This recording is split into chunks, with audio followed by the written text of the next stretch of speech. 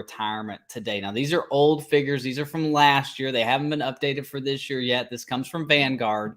But for those ages 45 to 54, the average save for retirement is $179,000. Okay. 61,000 is the median. Now, age 55 to 64, the average is 256 with a median of 89,716. So we're going to go above what the average and median is. And this is a current scenario that I'm working on with somebody.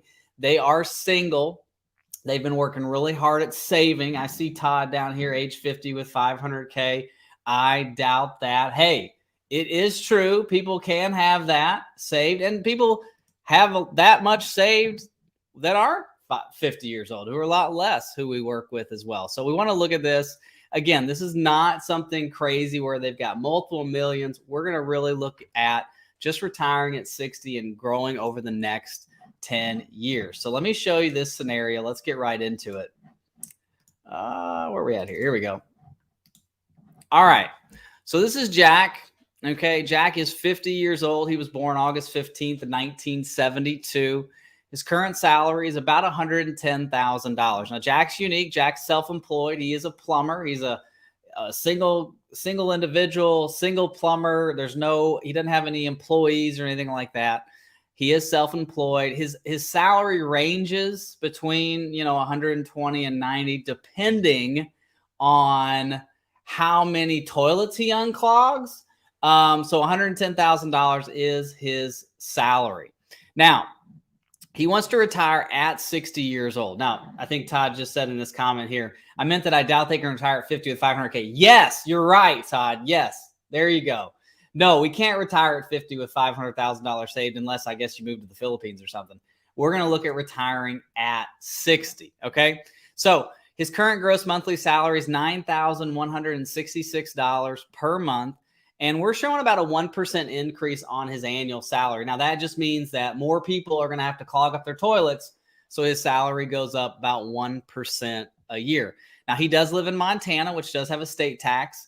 And the reason his cost of living is lower is because he lives in a lower cost of living area of Montana, a more rural area. If you remember the last live stream that I did last week, the clients lived in South Florida. They lived on the West Coast in South Florida. They lived in a more higher cost area of Florida. So their expenses were a lot more because they lived in a higher cost area of Florida than you would say if you lived in maybe Tampa or North Florida or other areas. So depending on the area of the country that you live in and where you want to stay for your retirement, where you're saving, your house prices, your expenses, and all that are going to fluctuate based on where you're at in the country. So for Jack, we're looking at taking Social Security at 67. Now, this is just kind of our ballpark figure. We're going to go through a couple different scenarios with this, but this is just Jack's ballpark figure at 67, which would be $2,800 per month. Now, you know that if he takes Social Security at 67, now he was born after 1960, he was born in 1962, so his full retirement age is 67 years old. Now, if he decides to take Social Security at 62, it would be $1,960, which is 70% of his full retirement benefit. Now, between the ages of 62 and 67, he could take Social Security at any time, and it's going to increase. So from 1960, 2,100 at 63, 2,240 at 64, 2,427 at 65, and 2,613 at 66, and then 2,800 at 67. Now, between the ages of 67 and 70, the Social Security will actually increase beyond the 100% at full retirement age. And I always like to say this: if you wait till 70, if you're an overachiever and a broccoli eater, right? If you're eating your vegetables, then you would get $3,472 for your Social Security. So we're going to look at these different strategies. And what I'm finding, to be honest, I'm seeing a lot more of my clients take Social Security at 65. I think the reason for that is I had a conversation with a gentleman today. He was literally just working. He was 61. He was going to work to 65. He's at a lesser paying job now, but he gets health insurance. And so he's going to work between 61 and 65 just to pay for health insurance. And then at 65, when he goes on Medicare, his costs are going to come down. He's going to leave his job, and he's contemplating. We're working through the strategy right now because this was an initial visit together, but we're going to contemplate taking Social Security at 65 because his healthcare costs are going to come down. And that's when he's going to, start needing retirement income for his retirement. Now, whether we do it at 65 or not, just depends on what the EKG shows. So for Jack, we've got all these different options when it comes to taking Social Security. We just want to make sure that it fits Jack. Okay. So we don't have any pensions. Remember, Jack is self-employed. So everything is on me, myself, and I. So not only is Jack single in the sense that he's not married. Okay. So Jack is divorced, but he's not married, and his working retirement savings is all on him. So we have a single individual who's having to save for retirement on his own as a self-employed individual. So he's paying more taxes than someone who's W-2'd, because not only is he paying taxes on his income, but he's also having to pay for his Social Security and Medicare FICA, right? You've got to pay, I think it's 12.4% for FICA. Well, you would pay, if you work for a company, 6.2% of that comes out of your paycheck. The company picks up the other 6.2. But if you're self-employed like me, like Jack, like a lot of individuals, you got to pay all that FICA. And so everyone needs to work, so we got a tax situation that we've got to work on here. And hold on, I got something in my throat. Excuse me. All right. So we don't have any pensions. From an asset standpoint, here's what we've got. We've got three main assets for Jack. We've got the bank, which we've got $50,000 in. We've got a SEP IRA at TD Ameritrade. So we manage this at TD Ameritrade for Jack. It's got $375,000 in it. He's putting in $1,500 a month into his SEP IRA. So with a SEP IRA, you can put in 25% or up to 25% of your salary each year, up to $67,000. And that gets adjusted every year for COLA. I think it's higher for 2023, but I don't know the exact figure. So he can put in up to 25% of his income into his SEP IRA for a deduction. Okay. Now he also has a freedom fund at TD Ameritrade, what I call a taxable brokerage account. And the reason I call it a freedom fund is it because it gives you the freedom to do whatever you want, right? You have the freedom to retire at 55, retire at 57. If you need a car, boom, you can pull that money out, pay for a car. You need to buy a house, and you need to kind of leverage the time between buying your house and selling the one you're currently in. You can use that freedom fund, and you don't have to pay a penalty for that. So we've got $75,000 in his freedom fund, of which he's putting $250 a month into. Okay. Now, one of the things we're going to look at here is based on his taxes, and we're not going to go there yet, but $1,500 is what he's putting into his SEP IRA every year. He's getting a qualified contribution deduction on his tax return for that. What I want to look at is saying, okay, you're a single guy. We don't have any Roth IRA. We don't have any tax-free money. If instead of putting the money into your SEP, we were to just kind of flip these. What if we took the $1,500, put it into your brokerage account, put the $250 up here for the next 10 years? What's that going to look like tax-wise for you? Right? Is that going to affect you in a big way? So we'll go through that here in a little bit, because what I want to try to do is build up as much of this non-qualified money as possible. Because keep in mind, guys, as you build up your traditional IRAs, your traditional 401ks, that becomes literally a ticking tax time bomb, right? So think about this. All the money that you have in your IRA or in your 401k, however much that is, 80% of that is yours. So if you've got $500,000 in your IRA, only 80% of that is yours. 20% of that is Uncle Sam's. But if you've got $500,000 in your Roth IRA, 100% of that is yours. And the growth on that is yours. And the retirement income on that is yours. So we want to look at ways to be as tax efficient with our income as possible. So we want to optimize his retirement contributions to see what makes the most sense. Does it make sense to continue to do this with his contributions? Okay. So protected assets, we've got a primary residence of $375,000. That's his current home. Okay. $375,000 home. He is debt free, so we have no debt, which is really good. So Jack's done a really good job of saving. Again, it's basically been him. And so he's able to do a lot more in the sense of saving and in the sense of putting money away than a lot of people, because it's just been him for a long time. Okay. Now, from a tax analysis standpoint, basically, and this is what I was just talking about, he's got 75% of his money is qualified, meaning it's taxable, meaning that money is going to have to be considered ordinary income when it comes out. RMD's at 75. He's going to have to pull that money out. If it goes to his children, he does have 2 kids. If it goes to his children, they're going to pay. That's going to become a beneficiary IRA, which right now you got to take an RMD out of if Jack's over the age of 75. You've got 10 years basically to drain it. I would assume, based on what I've heard with tax language and where we are debt-wise and things, that's going to even get reduced smaller. So beneficiary IRAs, instead of being 10 years, are going to look like 5 and maybe even 3. So we want to really try to reduce this taxable balance as much as possible. Okay. Now, rate of return wise, I'm going to do something a little different because I see this in comments a lot. I want to show you guys how this works. So as bank, we're going to get 1% before and after retirement. Okay. So 1% before retirement, 1% after retirement. 6% is what we're going to run his investments at currently. Okay.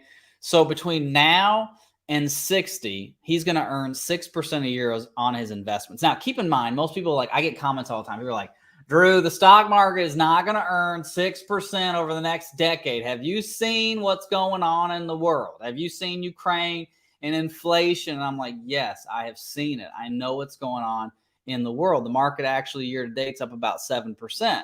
I know what's going on in the world. Think about it this way. Let me show you something. I love this chart and I love to show it. Let me see if I can find it here real quick. This is, okay, look at this. So this is market swings, okay? Look at basically 1940 to, what is this, like 2021-ish, okay? Look what the market has done since 1940. And then look what we've gone through since 1940. But Drew, you don't understand, where the world is so different today than it was. Well, Japan attacked Pearl Harbor and we went to World War II. Okay, so if you flew back in a DeLorean, right, you got in a DeLorean, like Back to the Future, and you went to your grandparents or your great-grandparents, and you asked them, is the world ending? They would probably say yes. The Japanese bombed Pearl Harbor. The Nazis are taking over Europe, North Africa, Italy. You got to understand, the world's coming to an end. Okay, here we go. Market continues to move up. We have the oil crisis in the 1970s, pretty much what we're going through right now with the high inflation, right? Market was pushing higher. Now, it doesn't mean we didn't have these little crashes. Look at this. Here's the first crash, 73, 74. It's a 40% crash.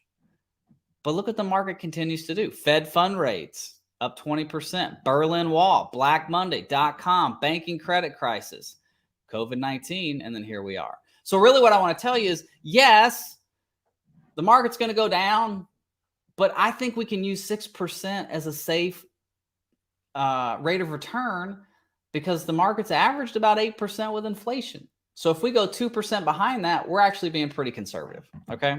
So let's go back. I do read all your comments. That's why I put this stuff up. So leave your comments. Leave comments. Like the video. Subscribe if you're not subscribed. But I do read your comments. I might not always comment. I try to. But I do read them. So that's why we do what we do here. And I enjoy doing it. I really do. And listen, if you want an EKG, if this is something that you want to go through with me, in the description below and in the comment section right now is a checklist to retirement. Download that. Click the box that, yes, you want to get together with me. We'll reach out to you and we can go through an EKG for you.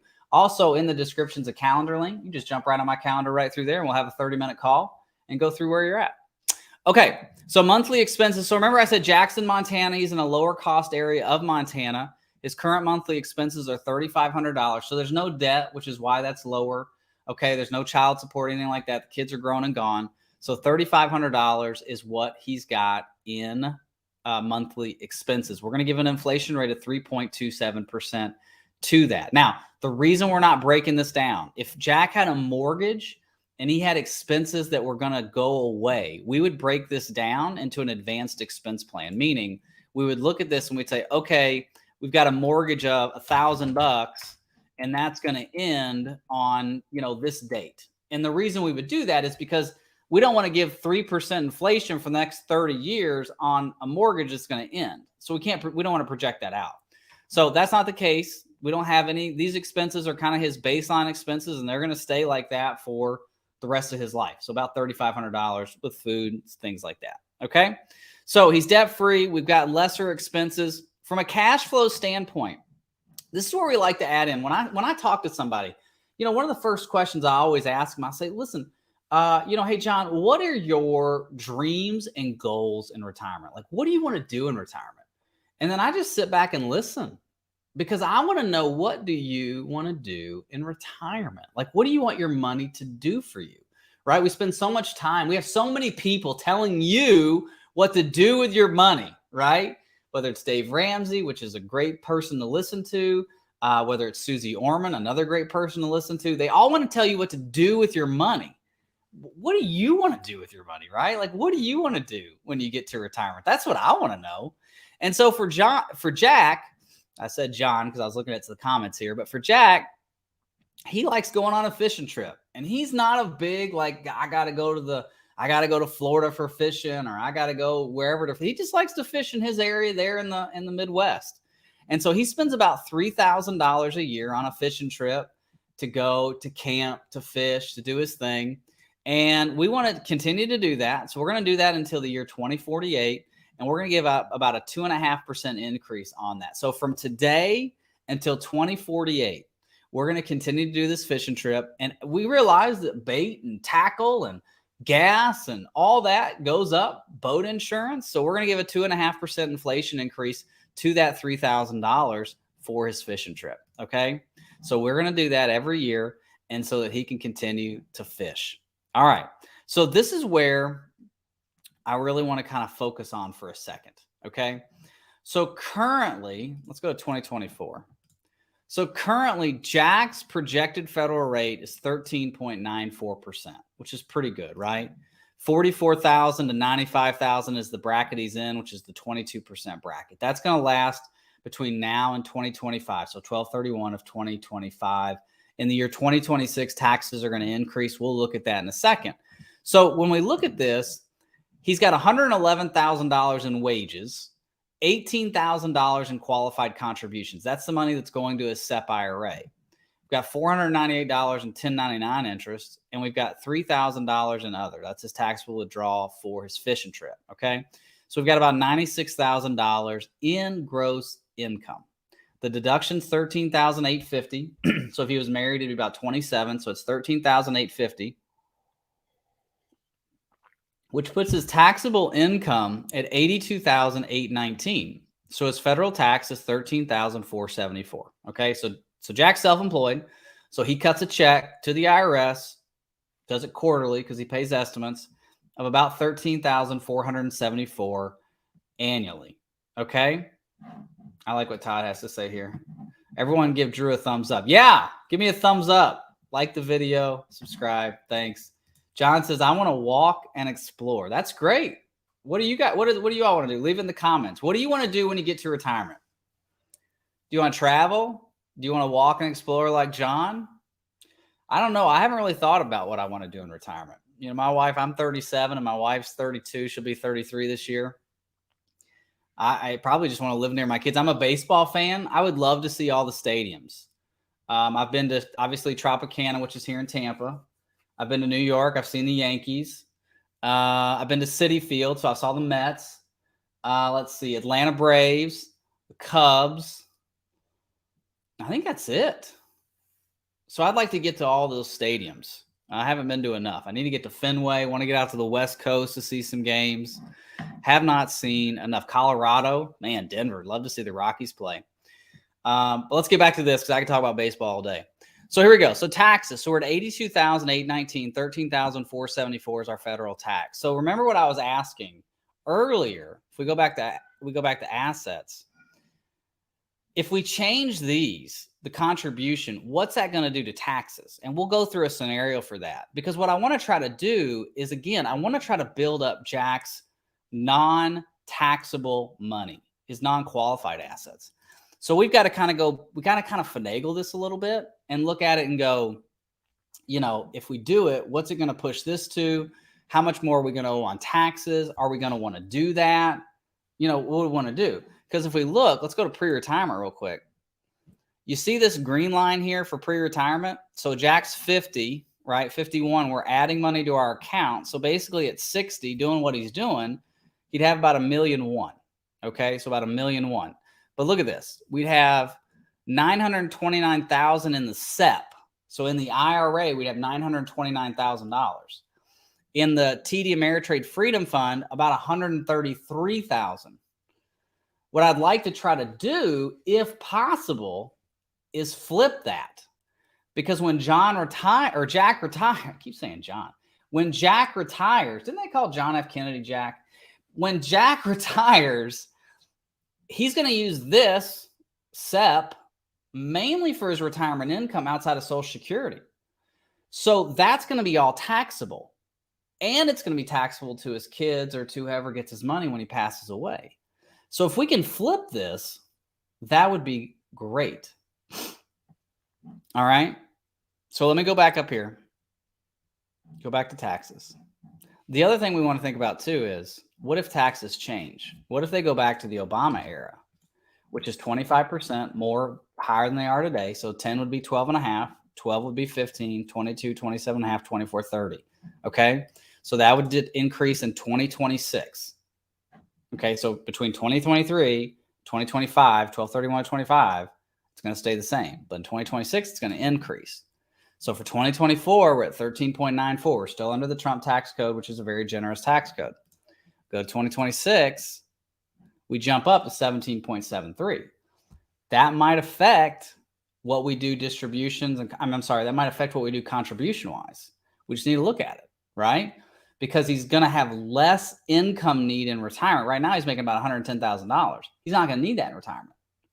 So we just need to look at that. What makes the most sense? There's a lot going on, guys. It's not just saying like, I get people always, they come to me all the time and they go, you know, my advisor, I went in to see him and he just said, oh yeah, you can retire. And I was like, did they give you a plan? He's like, no, they just said I could retire. And I'm like, that doesn't make sense. We got to have a plan. We got to look at all these different factors. That's why I call it an EKG.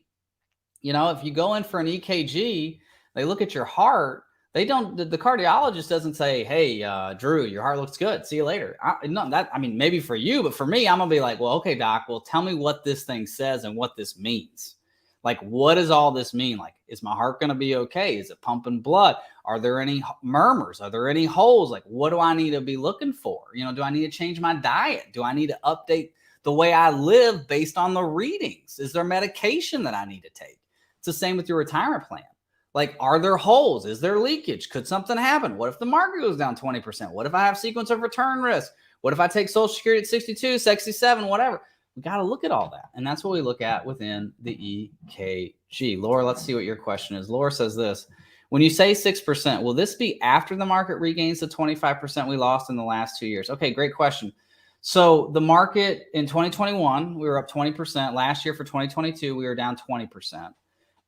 S&P 500 as of right now, Dow's down 87. We're about 7.5% year to date. This is February 2nd of 2023. So when you think about the market on an annualized scale, Laura, I'm looking at 6% over the long term. And I'll show you that in the EKG if you hang on. But we're not concerned necessarily with pinpointing years. That's what people get all concerned. They get too focused on certain years. They say, oh, the market's going to stink forever because 2022 stunk. And I'm like, well, not really. Historically, markets recover the year after we have a down year. So you want to look at it over on a long scale, right? And that's what we're going to look at. So great question, Laura. Thanks for that. Let's see. Todd says, I want to ride my ATV on the Hatfield and McCoy trails. That's really cool, man. That's what we want to do in retirement. I asked the question, what do you want to do in retirement? What do you want to do? Leave in the comments. I want to go see all the ballparks if I can. We got to look at that. All right. So we looked at pre-retirement. So based on where John's at, here's what we're doing. Oops. Here's where we're at.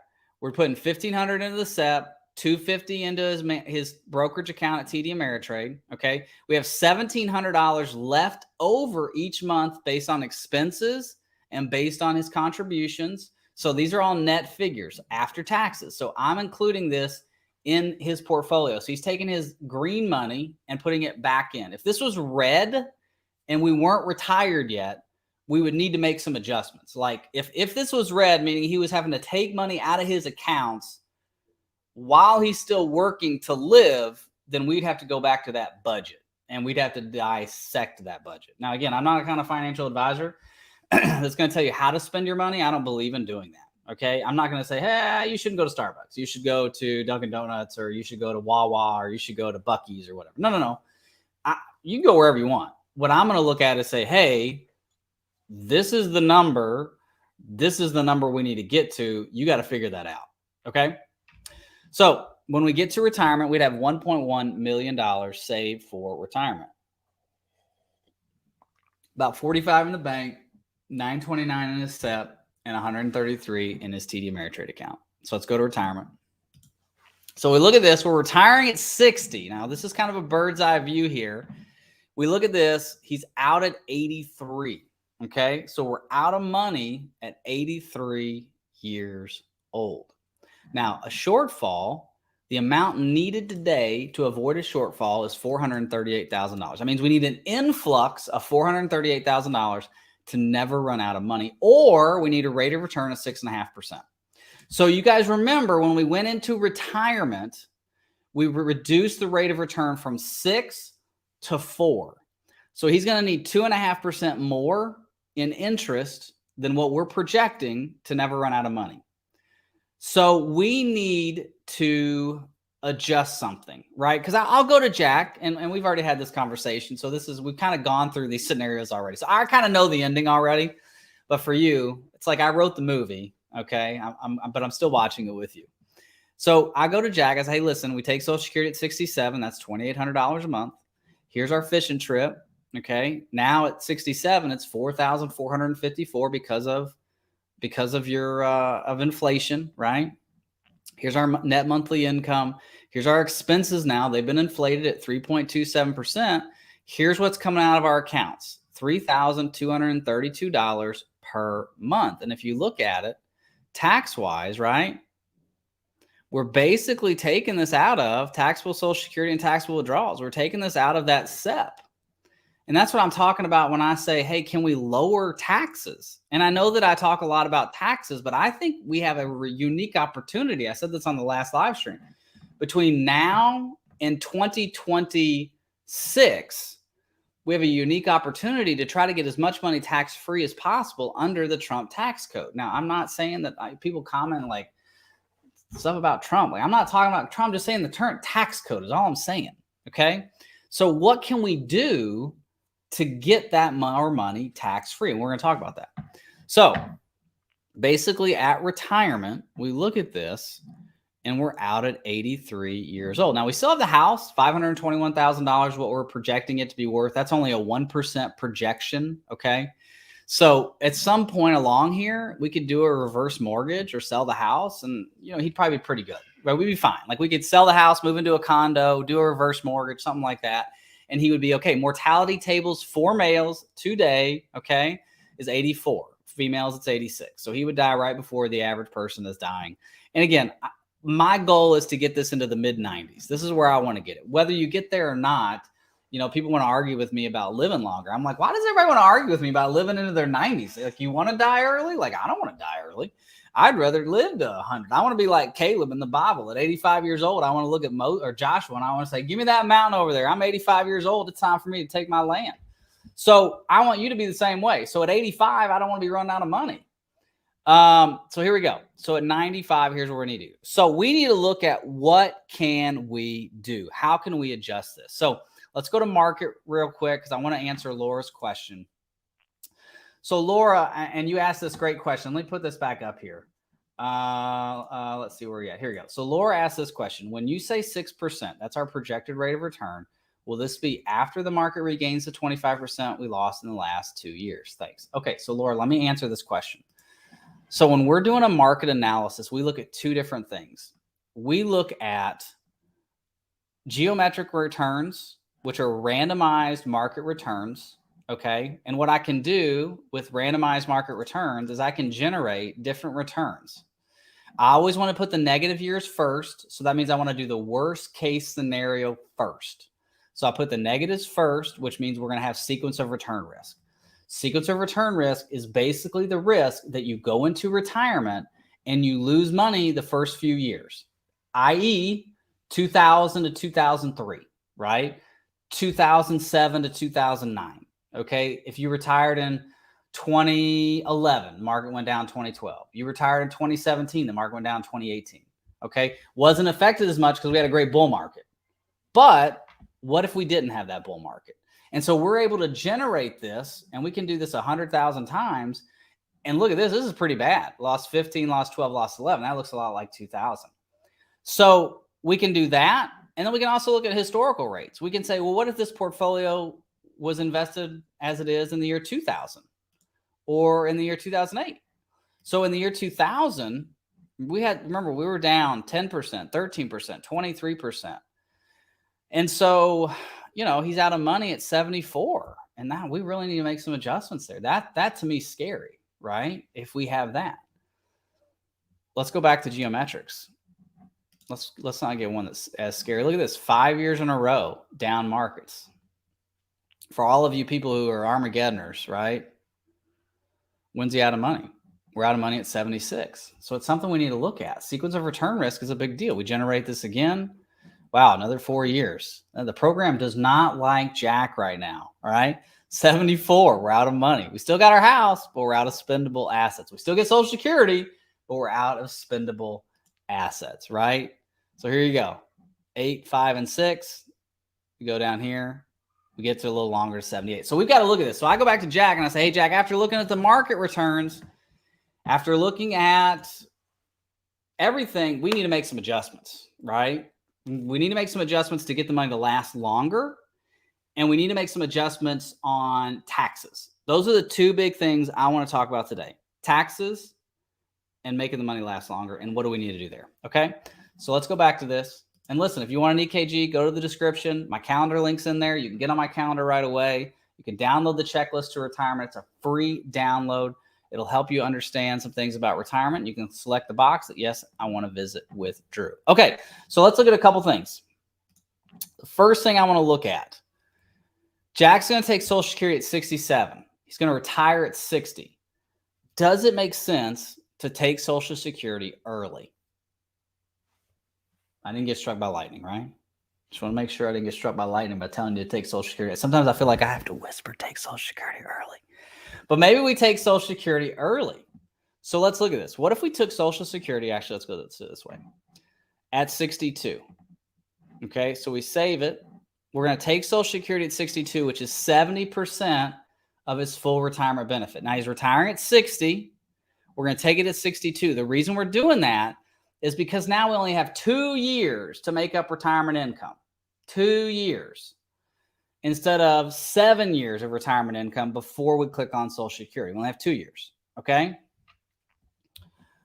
So we go back up here, go to retirement, and look at that. We actually got an extra year of retirement income by taking Social Security 2 years early. Okay, now our rate of return needed to avoid a shortfall, still the same, about 6.5%. 475,000 is what we need an influx into the plan. That's still the same. But we got an extra year. So we're moving in the right direction. So then I go back to Jack and I say, hey, Jack. Hey, Jack. I feel like I sound like Cy from Duck Dynasty. Hey, Jack. So we look at this and I say, hey, Jack, do you mind working another 2 years? I mean, you're self-employed. You kind of work when you want. I mean, would you want to? And so let's just look at it. So what if we did work for another 2 years? So we go to 62.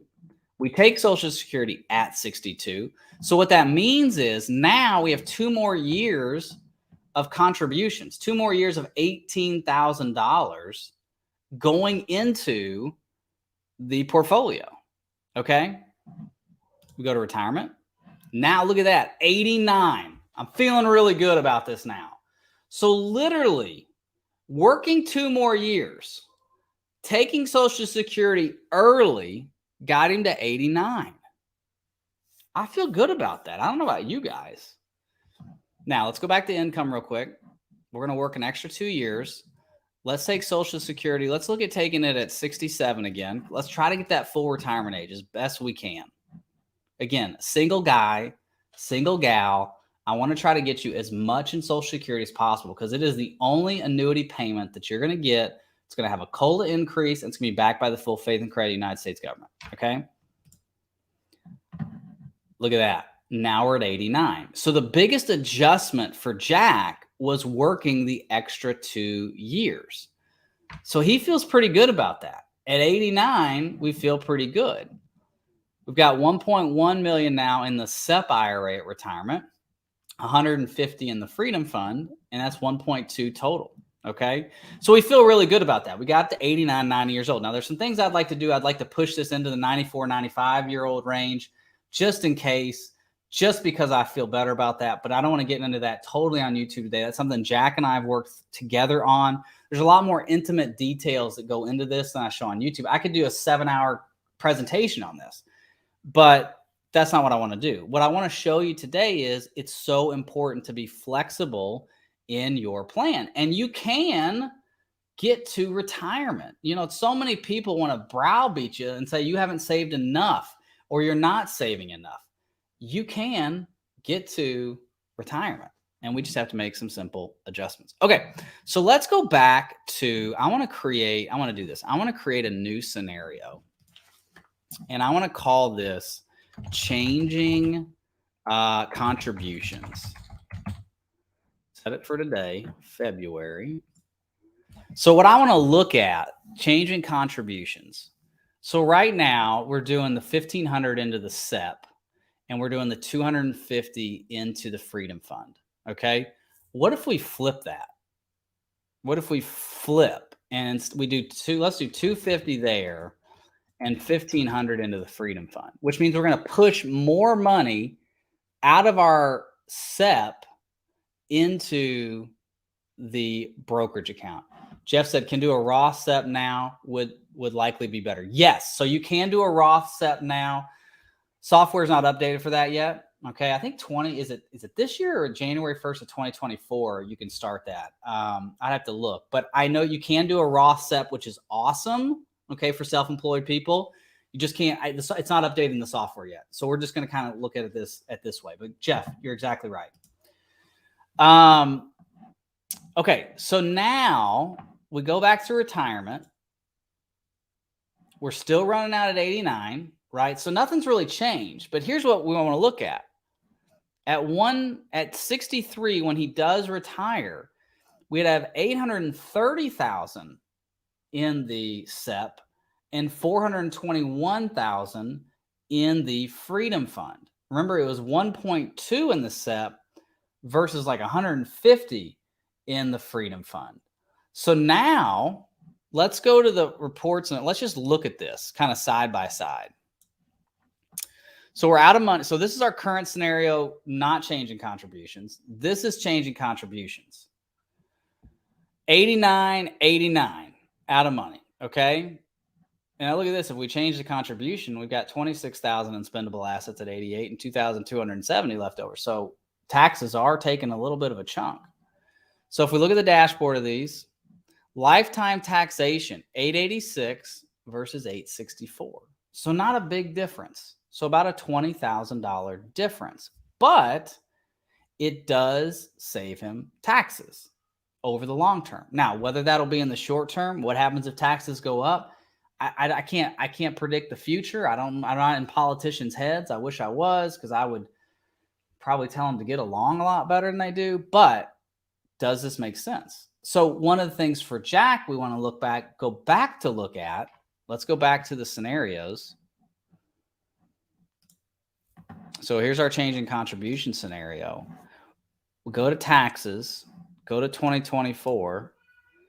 So he's actually in the 15% bracket. Remember, he's like 13.96. Now we're in the 15% bracket. We've jumped up into the 24% total tax bracket, but because of deductions, he's in the 15% bracket. So I'd have to ask him, hey, your taxable income went from 82 to 97, which means your federal tax is 16,000 versus 13,000. You have an extra $3,000 that we can pay in taxes to do this. Do you want to do this?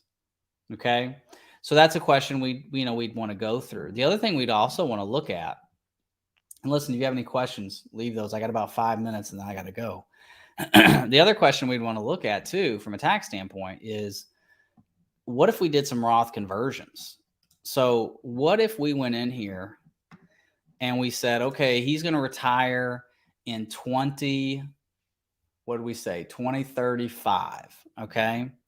So let's do some Roth conversions. Let's do 5 conversions and we'll just do them now. Let's change the retirement withdrawal order. Put this down here. Okay. And let's apply that. Let's look at a different scenario real quick. So what this does, which is awesome, is automatically creates a new scenario for me. So changing contributions, tax tracker. So we want to look at, so now we've got, if you look at taxes, let's go to pre-retirement. You didn't do it. There's our Roth account. Okay, so it didn't do it. So let me add the Roth conversion in here real quick. So let's get out of this. For some reason that didn't work. Let's go back to changing contributions, cash flows, add a cash flow. So let's add some Roth conversions in. And we'll just do it by hand. All right, so we've got 377.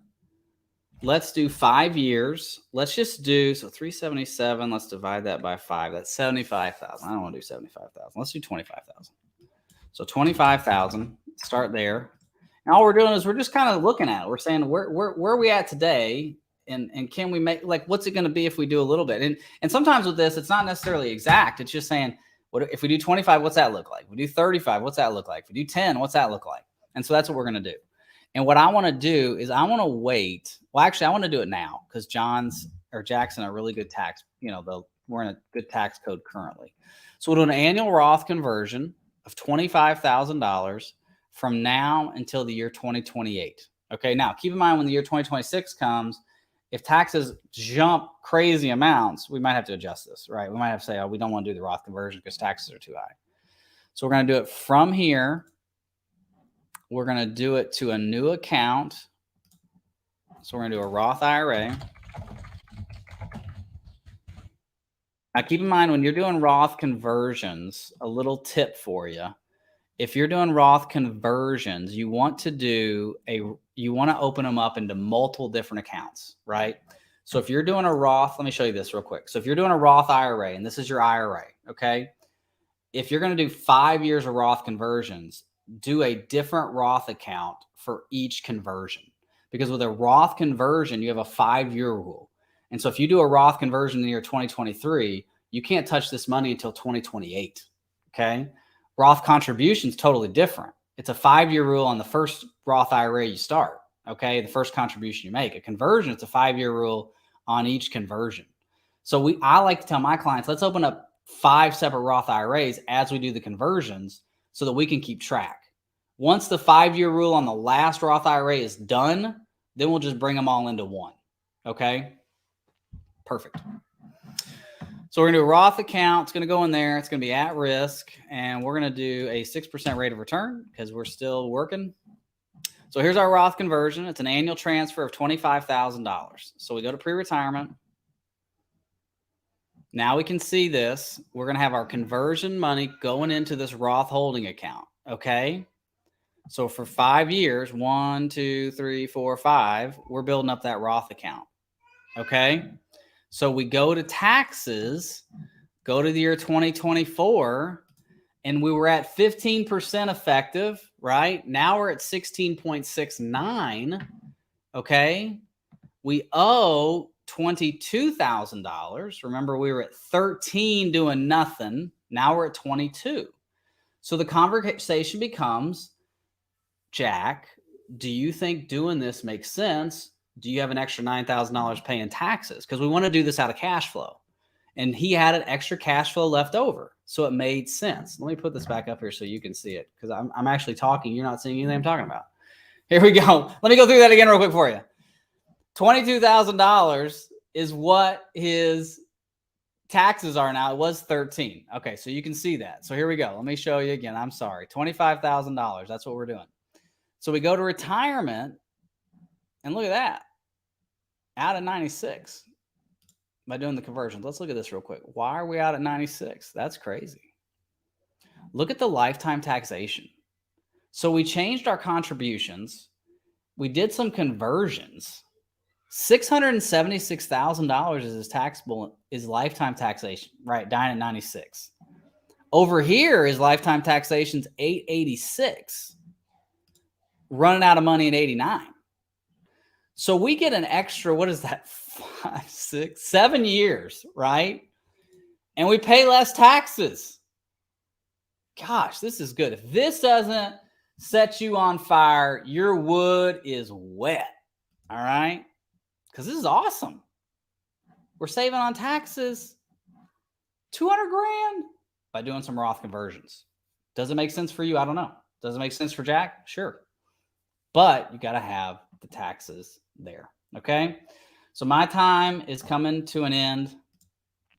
I'm actually having a picnic with my kids at lunch today. So I told them I would cut my live stream short to get home to do the picnic with them. So listen, if you want an EKG, everything's in the description below. If you want to get on my calendar, the calendar link's below. Click on that. Let's do it.